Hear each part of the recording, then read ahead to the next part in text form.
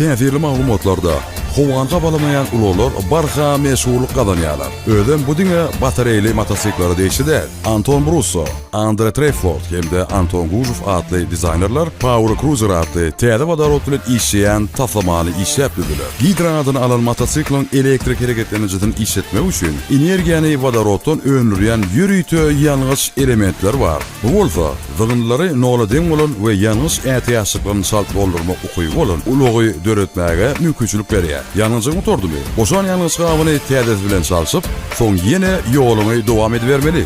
Motosikliň daş geçpek akdaýdanda olam edil energiýa ulgamýaly üýtgeşip, ilki tekeriň öz başlyk atylmagy, gyýtgaldylar gönrüwli, korpusyň uldurok tüýmünden ýatylan goro örtükleri giýdiran hakykatdan hem geleceğin motosikline öwürýärler.